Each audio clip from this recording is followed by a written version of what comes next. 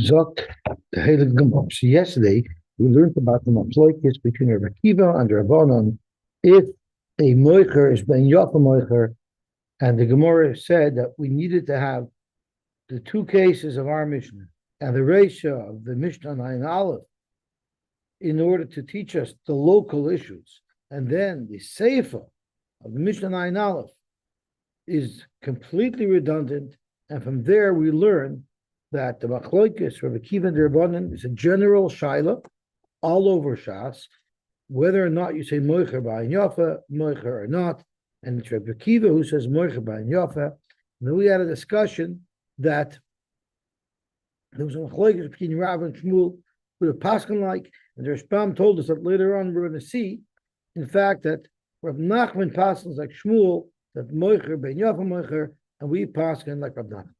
That's how we concluded yesterday. And now we're 7 lines from the top on Daf Sam Machei Maral. Amalei Ravina l'Ravashi. Lema Ozdu l'Tamayu. Let's say that the Rav and Shmuel over here, where Rav says Moicher bein Ra Moicher, and Shmuel says Moicher bein Yafa Moicher, let's say that they're carrying their same shita that they say elsewhere. The Amar Rab Nachman Amar Shmuel. Rab Nachman said in the name of Shmuel, Ha'achin shechoku. Two brothers that split. We consider them each lakuchos because there's no brera. So we don't know if the chelik that Reuben took was always destined to be his, nor do we know if the chelik that Shimon took was always destined to be his. So we say that they sort of make a purchase and sale agreement. And Reuben tells Shimon, whatever share you owned in my property, I'm buying from you. How am I paying you? I'm paying you by giving you whatever share I owned in your property. So they're considered purchasers, one from the other. Now, what if there is a big property that the father owned and that only had one access to the street? And they cut the property in half such that in order for Reuben to get to the street, he would have to walk through Shimon's property.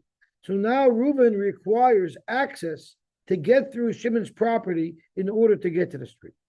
So Rav Nachman said in the name of Shmuel,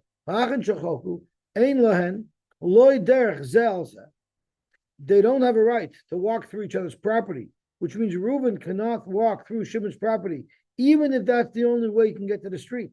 He'd have to buy access from him. And this is where we're going to have a riot, because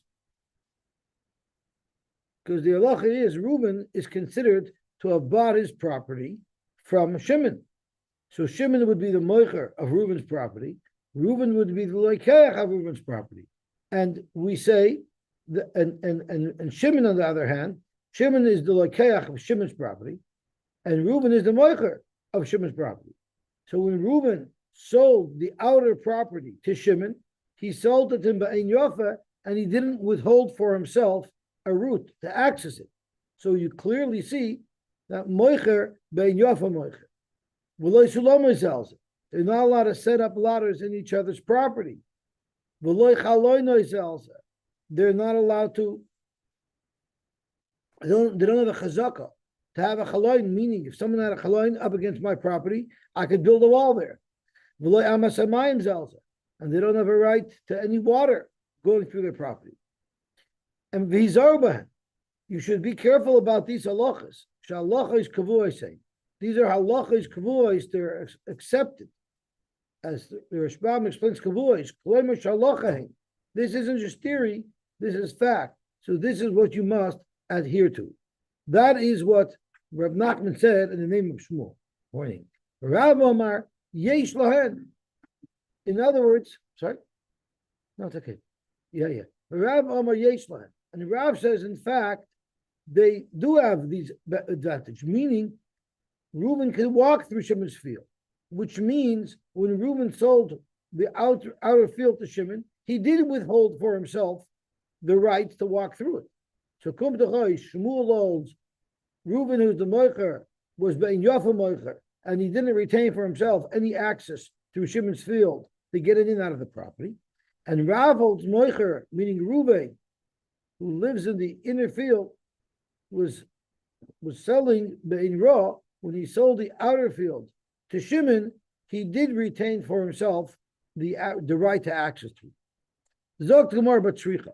You don't have 100% araya, because once again, in the case of Yerusha, there are nuances that wouldn't necessarily apply to the general discussion of moicher be'ein yafa or moicher be'ein ra.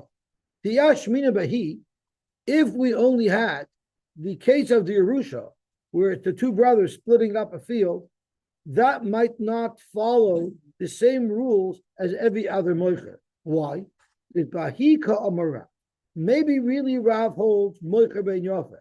So why is it, by the case of the Yerusha, we say that Reuben is retaining for himself the rights to walk through Shimon's property? That's because they're yarshening it from their father. I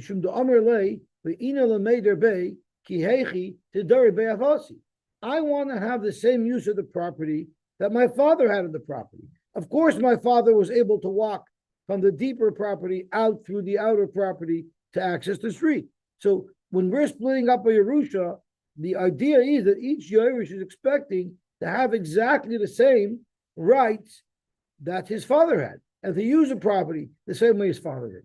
So this is not comparable to a regular case of selling. Where do you see this concept that Yerusha means having the same rights to a property as your father? The children should be just like their fathers. In other words, the understanding is that they'll have the same use of this property as their father did. But in the standard case of Mechira, maybe even Rav would agree that Moicher ben Yofa, maybe Rav would be agreeable in the standard case of Mechira, that Moicher ben Yofa, and the example, textbook case of Moicher ben Yofa goes back to selling a tree.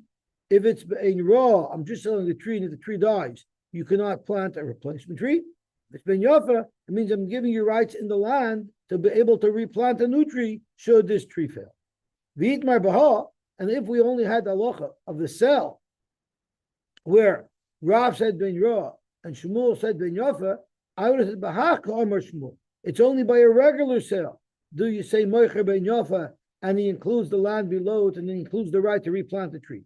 Aval baha, but when it comes to splitting up Yerusha, Eimen moidele Rav, maybe Shmuel would agree to Rav that the person on the inner side, which is Reuven, would retain for himself the right to walk through Shimon's field because he wants to use it the same way his father did. And therefore, Tzricha, that's why they had to express this machlekes between Rav and Shmuel, both by a general case of Mecher, as well as by a case of Mecher as the result of a Yerusha. Amalei Rav Nachman Rav Huna. Now we're coming to the conclusion that the Rashbam referred to at the top of the Amud.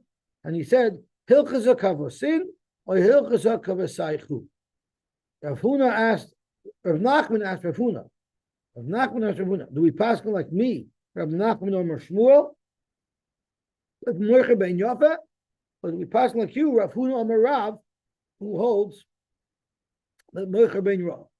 Omer Lei, so Rav Huna said, Rav Huna who said over from Rav, that halacha be'in Ra, he himself said, Kavosaychu, we're going to pass like you, Rav Nachman, that holds like Shmuel, that Moicher ben Yofa.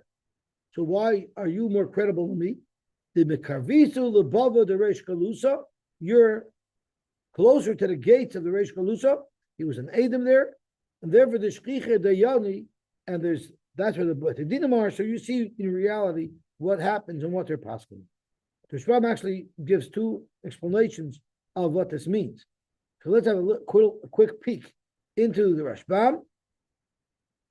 The Mekarvisu Beiresh Kalusa, Rav Nachman Chasna Levei Nesiyahav. He was a son-in-law to the Nasi. V'rogel b'mokim hadayonim, and he would often be in the place of Dayanim, the Shchichi Dayani. I guess by the Resh Kalusa, maybe that's where the Dayanim hung out. That's where the Bezdin sat.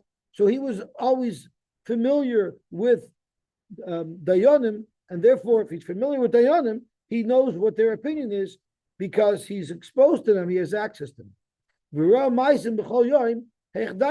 And he saw on a daily basis how they were paskin. Inamidini, or he saw the din I'm not sure what these two pshatim are. Either he saw every day Heich Dayani, how they paskin, Inami Dini, or she's the din. I'm not sure what these two things are. If anybody has an explanation to them, I would love to hear what it is. Kach Pirish Rabbeinu Chanan. So that's why we pass on Allah L'Maisa like Shmuel, because of Rav Nachman, that Moicher ben Yofim. Itmar Zok Nebatim Ze Lifnim Ze. I have two properties, but in order to get out and in from property B, you have to walk from property A.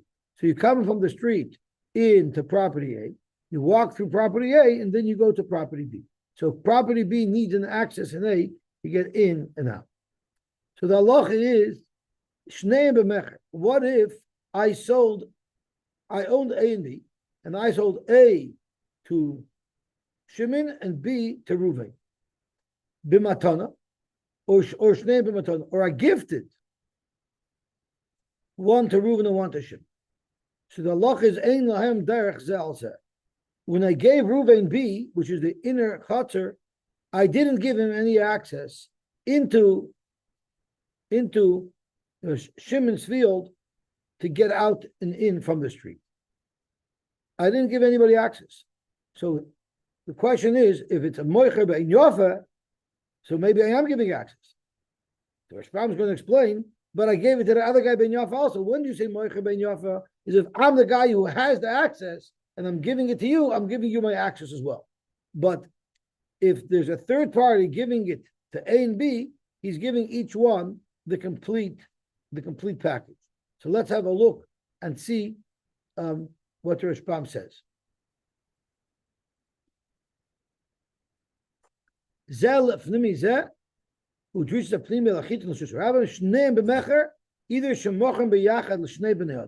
Either I sold it to Reuven and Shimon, or I gifted it to Reuven and Shimon. Reuven has no right to walk through Shimon's field, house, chutzner, to get to the street. Just like I gave the Tanimi the gift or the sale, I gave him everything, I withheld nothing. So too, when I either gifted or sold it to the Chitzon, to Shimon, I also gave it over without withholding anything. So therefore, they each have their property completely, but unfortunately, Reuven didn't receive any access to get through Shimon's field. But that's not called Ayin Ra, even though Reuven is not getting access. But L'mikri Ayin Ra, Afilu L'Rabbanon, even if you hold,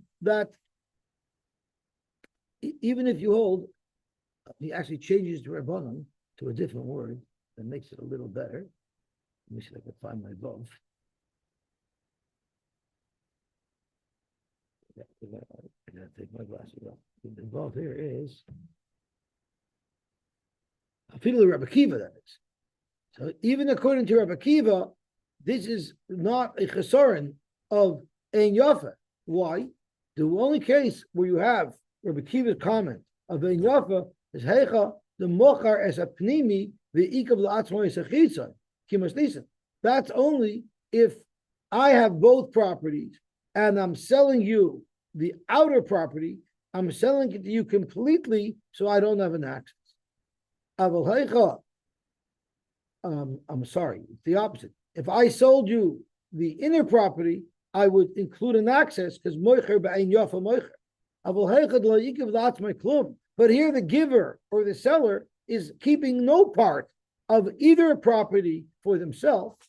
T'chula alma moidu to lazeh mocher kol achitay ulazeh kol apnimi. I gave up all of my rights to each part of the property that I sold. Therefore, v'ain lepnimi al achitay klum. Reuven has no right to access Shimon's field to walk through it to get to the street. The loy tihiyeh eina yafa lazeh v'ra lazeh. Why would I give one of the two? Why would I give the guy on the outside, or why would I give the guy on the inside the property and give him extra the access through the second property? And when I give the second property, I don't really give it fully. I'm going to give each one fully. The kol shegein chitzon b'matana. Kol shegein, if the chitzon was b'matana, surely the thought is that when I give away a gift, it's even with a greater ayin yafa than when I'm selling something. Because I obviously love this person that I'm giving it to. You don't give away a property to somebody who you don't love. So therefore, the vadai loitia ena yafa etzel loikeach v'ra etzel makabel matana. If he sold the inner one and he gives to the outer one, I'm surely not going to withhold from the outer one in my give the right for the inner one to walk through there. Because the inner one I'm only selling to. Clearly, you love the person that you're gifting a field to much more than you're going to love the person that you're selling to. So let's see the Lashon HaGemara inside. Itmar. Shnei batim. Zelef nemizeh. Shneim b'mecher, shneim b'matana. Ein lohen derech zelzeh. They don't get a right to walk through it. The kol shekain, let's look at the Bach, the exact Lashon. Where's my Bach? Aleph. The kol shekain. And surely, chitzon b'matana upnimi b'mecher. Surely if the outer guy you gave b'matana, surely there you want him to have the biggest ayin yafa from everybody else, and you're surely not going to withhold from him access and give it to the pnim. But this is a shayla. What about chitzon b'mecher? The outer guy you only sold it to, so there's less of a ayin yafa to someone that you sell to, upnimi b'mecher, and the inner guy upnimi b'matana, and the inner guy you gave it b'matana. So there might be an argument that I gave it with a greater ayin yafa to the pnimi than I gave it to the chitzon. And maybe when I gave it to the pnimi, I did include a right of access to get to the street through the chitzoni. And when I sold it to the chitzoni, maybe I withheld from him that access because I wanted to give it to the pnimi, because the thought is that there's a greater ayin yafa when I'm giving somebody a matana than there is when I'm giving somebody a mecher. So savar mina, there was a havamina to say, ein lahen derech zelzeh. There to say, I gave everything without withholding anything to the outer guy when I sold it to him, and I gave everything without withholding anything to the inner guy when I gifted it to him. And there's no access. As a matter of fact, there would be access, because there's a difference. Not all ayin yafas are created equal. The ayin yafa of matana is greater than the ayin yafa of mecher. Milat nan, did we not learn that there's a greater ayin yafa when you're gifting something?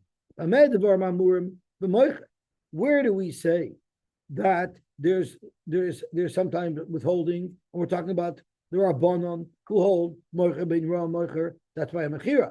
Alvo benoise matana noise in a skulun, there you intend to give everything. So clearly, even if you hold moicher ben ra moicher, you also hold that noisein the ayin yafa noisein. Amon the yoy matana ben yafa yod. Nami man the yoy matana ben yafa yod. So if you look like the rabbanon that moicher is ben ra, so then you have the moicher ben ra, you have the matana ben yafa. So therefore, the outer guy was the moicher was ben ra, I withheld access. Matana ben yafa, the inner guy, I gave him matana and I gave him access.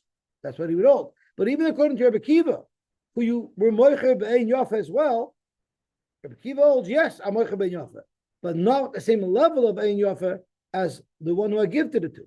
So when I'm giving both away, from my perspective, it's ben yafa because I'm not withholding anything for myself, but I'm going to give the fellow of the inner property who I gifted it to, I am going to give him access because I love him more than I love the guy I sold it to, so there'll be a higher level of the ein yafa. Gewaltig. Beautiful.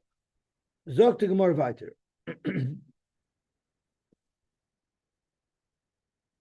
Hamoicher is a bias. When you sell a house, what's included? So nowadays in our listings, they list off literally every detail of what's included. But I don't think they talk about the doors. Do they talk about the doors and the door locks? No. That's assumed to be included in the sale of a property. It's not like you buy a house and suddenly all the doors are missing, right? So Zok the Mishnah, the dollars is included, it's muchaber. Avaloi is a maftayach, but not the key. The key is not muchaber. Even though normally it's used primarily for this lock, it's not included. It's funny because that's what we do specifically during the sale, is we hand over the keys. No, we hand over the keys. That's basically what the lawyer gives you after closing.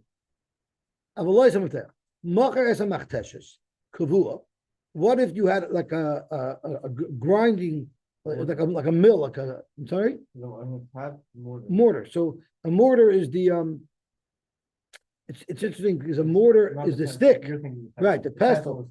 So it's funny how a mortar will, unless the mortar is the bowl. The pestle is the bowl. No, the pestle is the stick. You sure? No, okay. So the mortar, the bowl is connected to the ground. So that would be included because it's connected to the ground. So anything built in is going to be connected. If it's a mobile mortar, then it's not going to be included. In every mill, there's a stationary stone, and then there's the mobile stone that sits on top of it. So if you sold the stationary stone, which again is typically built into the ground, it doesn't start off built in, it's constructed independent, like the Machteshes, but then it's installed. It's like any fixture that would be installed in the home. Avaloy is a keles, but the upper stone that moves around to grind the product, that's not included. Valoy is a tanner, it doesn't include a tanner is mobile. Valoy is hakirayim, a stove is mobile. However, as mancha amar like who the chomab shabasoichai, but if you write in the listing, I'm selling you the house and everything that's in the house, hooray, kulan mechurin, then everything is included in the house.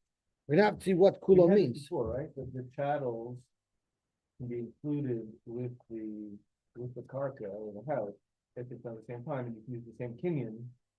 Normally you wouldn't use that kinyan to acquire chattel. You're talking about if it's not connected, if it's mechuber, you don't even need a key now. Right, I'm saying it's not. I think these are freestanding. That's right. Okay, so let's have a look at the first problem. This is going to be very critical over here. So what is the rule? What is the guiding rule?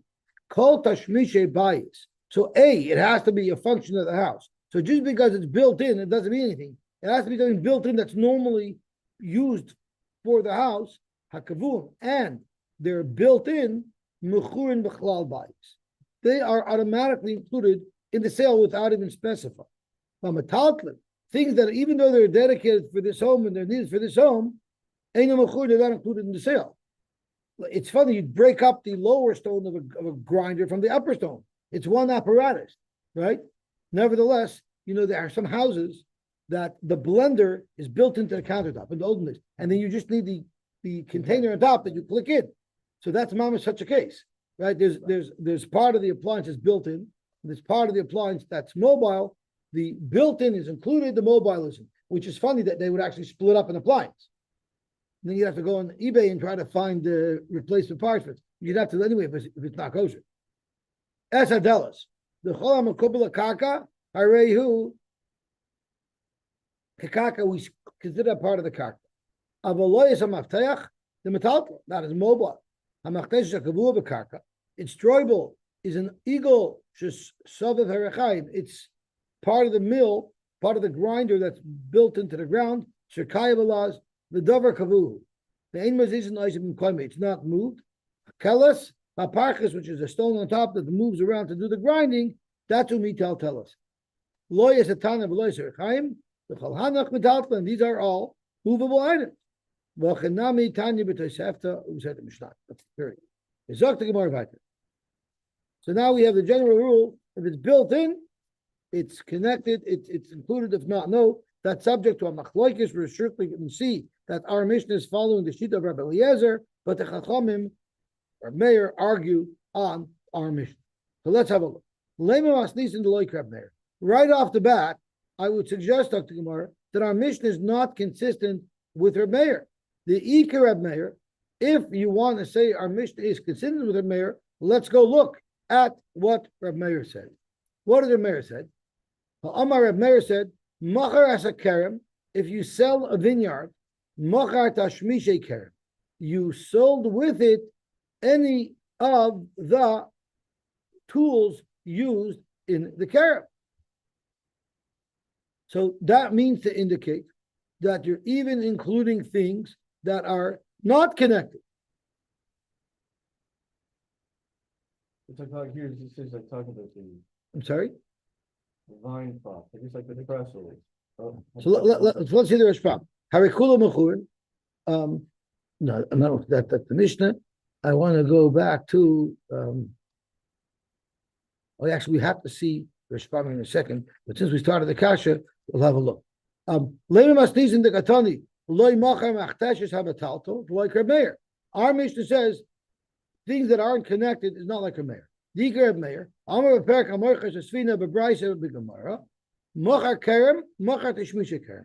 If he sold the kerem, it includes all of the utensils used in the kerem. Could go in kodim sheba kerem, like the sticks that you hang the vines over, which is what you were talking about, the trestles. Shein l'tzarchad that are required for the vine, season. So if it includes that, Even the ones even the things that are movable, right? So that is the kasha. Our Mishnah says things that are movable are not included. Reb Meir seems to indicate that things that are movable but are directly associated with the kerem are included. Reb Meir. Reb Meir would also agree with our Mishnah. Hacham kavia, hachaloi kavia. In the case of the kerem, those items that Reb Meir holds are included are kavia. What is the definition of kavia? It doesn't mean connected to the ground, right? Reb Meir ikol meimar deloi ay Reb Meir ela b'tashmishin hakvun loylam b'sach hakerem. It might not be permanently built in, but there are things that will always remain in the kerem. these are sticks that my focus here is They'll never come out. no, they could be removed, but now they've been inserted. So it's And they're never they're la'olam. The Rishon used the word la'olam. They will never be removed. These are sticks that will always remain with the kerem. but they, She'ein mazizin oisam mishalom. They could be removed, technically. but they're Technically, they could unlikely- be, but they're not going to be. Correct. So things that are never going to leave, yes, those are included. The avagav, the enim kfu makarka, even though they're not built in, but the derech is never to remove them, to leave them forever.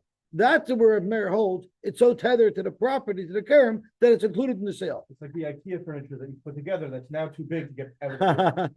Avo machteshes, but a machteshes in someone's home. She'enim kfu makarka. First of all, it's not built in. And zimnin the shailula. Sometimes you'll lend it out to somebody. It's common that it's lent out. Might not be an everyday occurrence, but it does happen. It's realistic. So maybe Reb Meir agrees that Machteshes isn't as tethered to the property as the Tashmishe Kerema. So I feel the Reb Meir, but it can't be because the Mefech, which we said is not included, right? It says I believe, right? It says but it's very similar to the Delos because it's in the list that discusses Delos as well. And therefore we can conclude Ma Delos the Kviya, just like a Delos is always going to be there, it's not going to be removed. Af Mafteach the Kviya. It's a key that also will never be removed. It's not built in, it's not built in like a door, but the only distinction is that it's not built in. But Lagabe, that it's always going to be there, they remain the same because the only difference between the two items that the Mishnah is trying to highlight is that it's not physically built in, yet characteristically it must be the same, meaning it's kaviyah. And yet the Mishnah says it's not included in the sale, which means similarly, but a case of kerem, those condoms, since they're not built in, even though they normally stay there, they should also not be included in the sale. In fact, our Mishnah is not consistent with our Meir. It's going to go to Eliezer. Where Meir holds, if it's something that normally remains permanently there, it's tethered to the property and it's sold with it.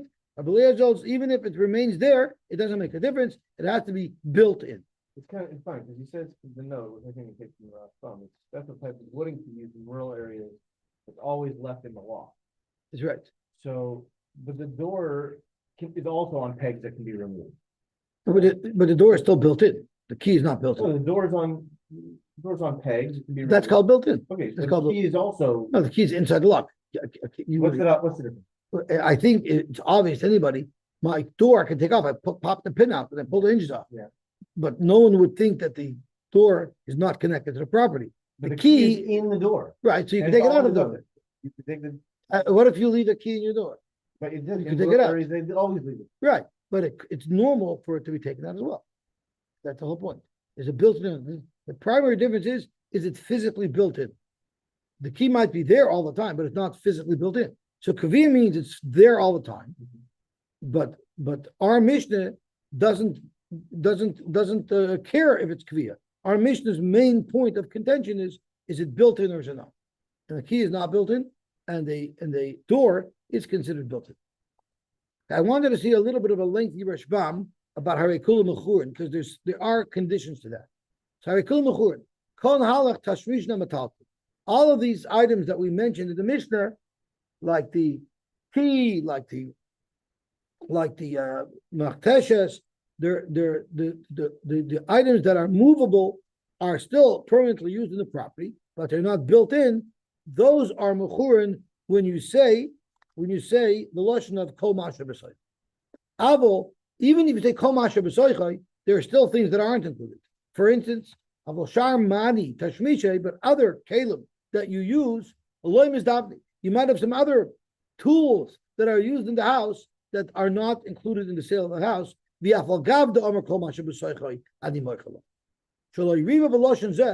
Kol Masha B'Soich only means to include things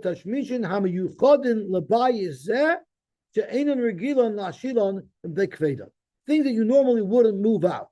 If you have a hammer, you have a shaver, you have a blender, those are things that you would typically lend out. But no one's lending out his door. No one's lending out his items that are heavy and permanent. So even if you say Kol Masha B'Soich, it still doesn't mean you're included everything. Umaftayach nami. So now the Rashbam is addressing the Maftayach. Iker tashmishay lipoiseches shel delazu ben roilachers. A typical key is not a key that can use in any lock. What good is a lock that everyone shares the key? Obviously, this key was designed custom for this lock, so it's really not usable for anything else. It's not likely to use it for anything else. Although I once found a key on a minivan that worked for one of my work trucks, my personal minivan that worked for one of my work trucks. It was the same key. I guess they do sometimes repeat it. That was before the days of electronic keys, and they'll still actually cut keys. The Hainu time of the Loizavin Shar Mini Tashmisei, the Loy Botli Lagabibayis. Why is it that every item, I said Kol Asher Babayis, so why is everything not included? So the first shot is, Dr. Rishbam, is because not bottled to the house. Things that are made exclusively to service the house, it's logical that they're bottled to the house. But a hammer that I might have, or some other item that I might have, that's not bottled to the house. That's one spot. But the Rishbam has a much more practical spot, and I love it. Inami, just because I'm selling my house, that doesn't mean I'm moving out of the city. And might mean I bought a bigger house across the street. Therefore, the Yidim of Bayisakar, I'm going to live in another house in this immediate neighborhood. I need all my stuff. I'm not looking to buy everything over again. So I'm going to bring most of my stuff with me. But if you sell a whole chutzner, that means you're moving completely out of the neighborhood. If you say I'm selling you the chutzner with all of its contents, every little thing you have is sold. Because you don't want to take it with you, you're going to buy new stuff in your new location. The only things that are not included is mechiti v'sayri. Your pantry, your stored food that you will take with you, but everything else you're going to leave behind because you're not moving in the neighborhood. You're moving out of the neighborhood, and who wants to schlep all that? You'll just buy new in your new destination. The perk mishemes, the keeping the mistalik mikola shekuna. Since I'm leaving the whole neighborhood, mocher skula. The Torah chuloi lohoitzi kela bisham. Why would I drag everything and move them? I'll just include it in the sale. I'll up the price a little bit, and then I will buy new. Inami legabe chater. Or you can say that since the chater is so big, so more things are bottled to. And the same thing legabe moicher seir. What if I sell an entire city? Now we learned the mamar kol masha b'soicha. If you said I'm selling you the city and all of its contents, mocher esakoil afilu behema va'avodim metalta the naidi the koshkin chidi v'sai. You're literally walking out with the clothes on your back when you sell the city.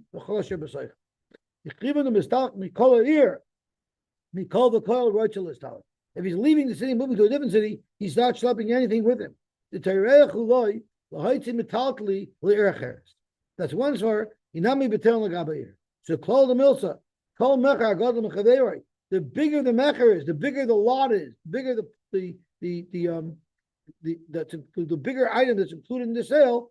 Riba limka yoser, he would also include more things in that sale that he might not include into a smaller sale. A gadol if he gadloi, a katan if he katan. That was a very important general rule that we see from the Rashbam. Okay, so what do we have so far?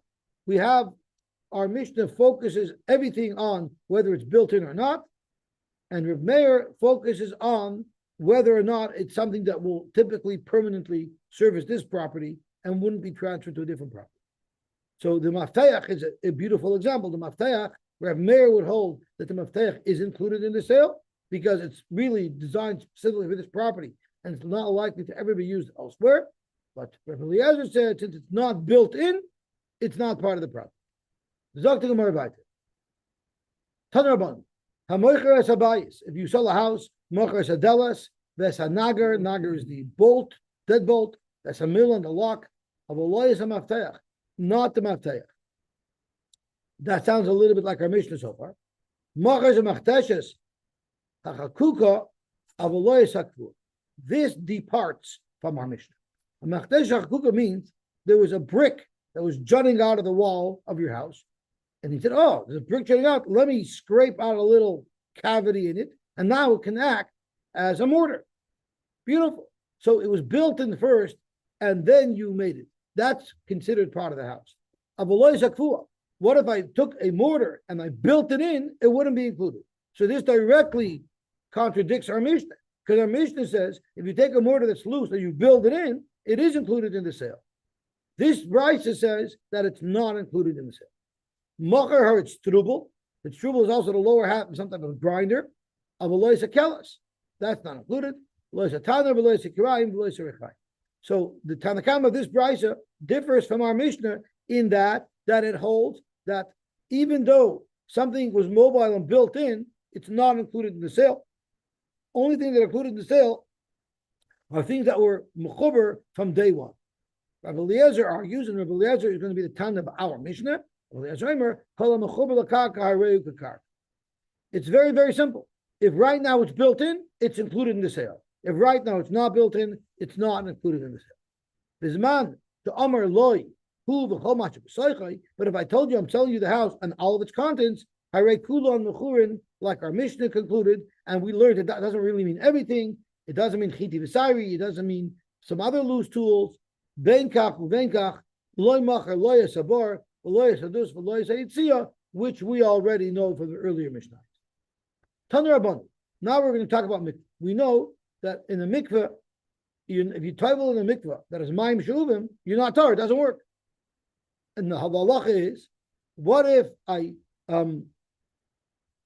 take a big container, I fill it up with water, and I use that to fill the mikveh? It's not going to be good. So what happens if I had a tzinar, I had a pipe, and the pipe was a keli? For whatever reason, there was a keli. It had four sides, or it had a little base kibble in it. It was a keli. Shechakagu. You first made a keli loose with a beside covered, and then you built it into the ground. That retains its status of a keli. If you fill the mikveh through that trough that you're using, through that tzinar, you've basically made all the water into she'uvin as you're putting it into the mikveh. It will be possible, even though it's built in already. But what if you just built in a loose piece of wood into the concrete ground, and then you kratzed out a trough in that wood, so it was mechuber before it ever became a keli? So right off the bat, this sounds like it does not work with Rabbi Eliezer, because Rabbi Eliezer said, if it's mechuber now, it's mechuber. If it's not mechuber now, it's not mechuber, right? However, Rabbi Eliezer is just talking about the psyche of a person, what he has in mind in the sale. It doesn't mean halachically it's mechuber. So the Mishnah, the Gemara says over here, Mani loy Rabbi Eliezer v'loy Rabban. This brisa will not be consistent with something that Rabbi Eliezer said somewhere in Shas, v'loy Rabbanon, and it won't be consistent with something that the Rabbanon said somewhere in Shas. And don't assume that there's a machlokes Rabbi Eliezer and the Rabbanon somewhere, and under both shittas, it won't stem with this brisa. It could be Rabbi Eliezer and Uksin, and it could be a Rabbanon and Psachim. there's a shita somewhere in Shas by Rabbi Eliezer. There's a shita somewhere in Shas by the Rabbanon that will not be consistent with this halach. So the Gemara wants to probe high Rabbi Eliezer. Let's first focus on which Rabbi Eliezer disagrees with this halach of mikvahs. Ilay Rabbi Eliezer the bias. If it's our Rabbi Eliezer, that's why this is relevant over here, because here you see Rabbi Eliezer says if it's connected, it's considered mechabel karka. So therefore, even if you had a tinya that you first had a keli and then you embedded the keli in the ground, according to Rabbi Eliezer, that should be considered mechuber, and therefore it shouldn't pass on the mikvah. That's why you can't draw a conclusion from a sale agreement to mikvahs. It has nothing to do with the shayla of mikvahs. Normally, when I sell, I want to include that because it's built in, even though technically it's not halachically considered mechubla karka, but that's what I want to include in my sale. The abundance of the abundance of our Mishnah holds ben Ramah. So this Rabbi Eliezer definitely does not contradict the halacha mikvahs. So let's see if we can find another halacha that Rabbi Eliezer said that might contradict mikvahs. Rabbi Eliezer the kaveris devar. A beehive would normally be constructed separately, and then the owner would actually take it using some type of mud and built it to the ground and connect it to the ground. So it's mamish a case that started off not mechuber, but you were mechaber. It's not we learned. Kaveris devarim. Rabbi Eliezer Omer hareu karka. It has the status of karka. Lagabi what? The kosher of prosbul. We know the halacha is you could only write a prosbul. A prosbul is what allows a loan to be collected after shmita, because you're handing it over to Bezdin. And the prosbul only works on karka, and we'll see tomorrow why. That's not what we're focusing on. But going on Amud Aleph, the einim mekabelas tuma b'mkaima. While it's connected, it's not makabel tuma. So here you have Rabbi Eliezer saying straight out that even though it started off loose and you were mechaber it, it's not makabel tuma. That would be parallel to mikvahs. It should be something that's not makabel tuma, which means he would argue on the brayso. Since it is considered mechuber, if you take honey out of it on Shabbos, it's like you're pulling a fruit off a tree. Chayiv chatas. But for chachamim, any kakarka, they kosher allow prosbol umekabelas tuma b'mkoima by roidim b'menu b'Shabbos pot. Okay, we'll stop here. We're probing to find a shita of Rabbi Eliezer in Shas that holds that even if I took a keli and I built it into the ground, it would lose its status of a keli. And we haven't found him yet, but we will find him Bez Hashem tomorrow, and then we will conclude. Okay, everyone should have an awesomely wonderful day.